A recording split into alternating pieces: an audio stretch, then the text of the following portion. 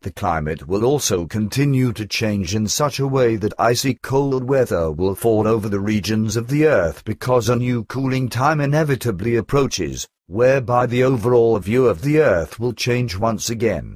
In the north, completely domesticated birds already begin annually to draw to the warmer south for the winter, and already in 100 years, these feathered animals will no longer have a home in the north.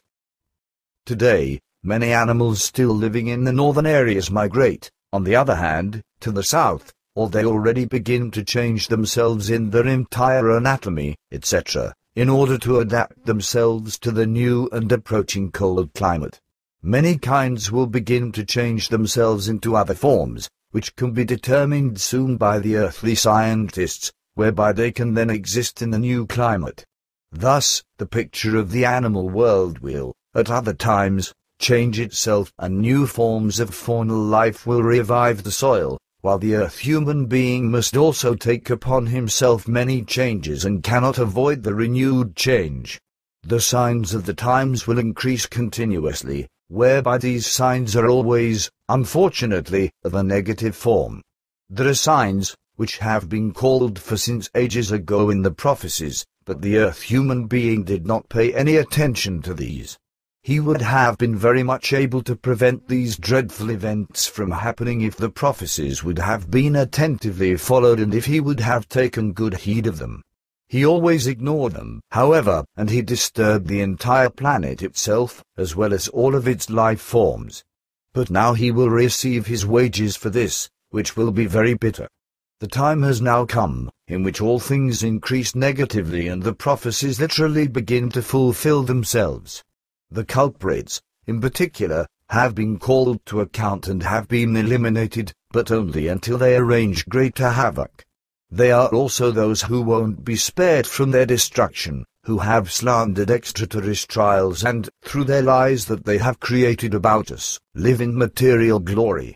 All those who have accumulated greedy profits from our existence and created false cult religious sects, associations, and organizations built on lies, saying that they would stand in contact with us or other extraterrestrial life forms and that we would advocate the cult religions, will have an evil end and die by their own believers or at least be ostracized by them. In particular, those frauds are called to account by their believers, who steal your material and try to evaluate this in their favor. There have already been many who have done this, and there will still be many more in the future, but it will be the case that their shameful actions will bring them harm sooner or later. And now, further chronological predictions concerning the coming months and years are as follows. Around the time of January 19, 1981, Japan will be shaken by an earthquake, which we have calculated at about a strength of 8 on the Richter scale known to you. This quake, which will occur without causing major catastrophes, despite its strength, will be deemed as a sign of the completion of the Iranian-American hostage affair. On the same day at 9:30 p.m., the American hostages are to be released, but this will be prevented by the power of the Ayatollah Khomeini because he will want to meet with the departing American President Jimmy Carter and, therefore, will not grant him the victory. For this reason, at the last moment, he will prevent the release of the prisoners so that this release won't occur until the next day, January 20, 1981, at around 6:23 p.m. For the time being, this will end the largest criminal extortion on the face of the earth, which will, however, have very serious consequences for the Iranian people and their government at a later time. The first time, the Iranians will be of the wrong opinion that they have achieved a victory by the criminal extortion and subsequent release of the prisoners, but they will soon recognize all sorts of the inconvenience and ruin that they bargained for. But their remorse and insight into their crazy direction and into their fanaticism will come too late. In particular, the new U.S. President, Ronald Reagan, will emphasize his power in order to retaliate against Iran. And that this will be so, like also many other very senseless and terrible things that lead to murder and war, is ensured by a man who works closely with President Reagan, namely a war and intrigue fanatic, like Reagan himself, a man named Haig, who has already caused much political mischief.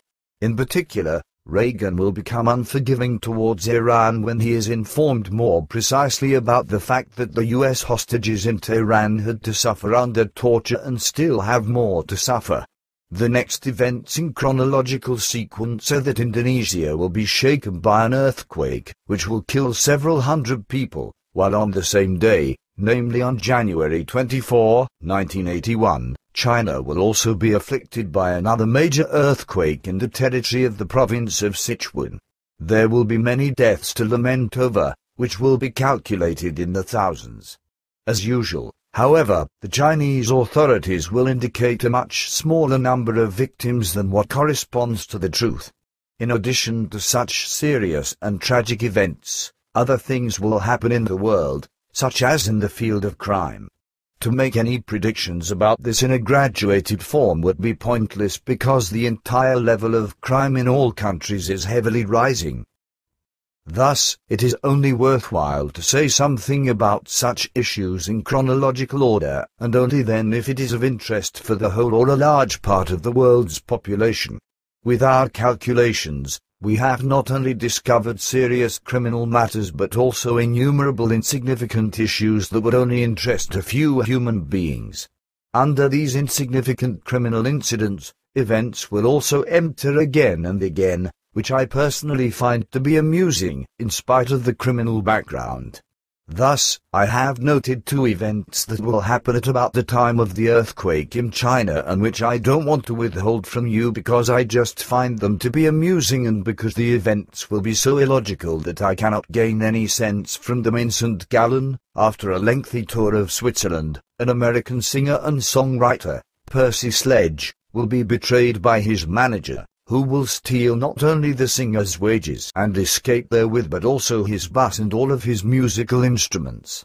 The theft of money makes some sense, but I think it is amusing that the vehicle and the musical instruments will also be stolen, which the manager can't begin to do anything with. Just as incomprehensible and amusing, I think, is that in the Zoological Park of Copenhagen, a young elephant will be stolen also at around the same time. Despite the criminal aspects, I somehow find such incidents to be amusing because they only result from such illogicalness. But enough with that because I still have to explain many other upcoming and important events to you.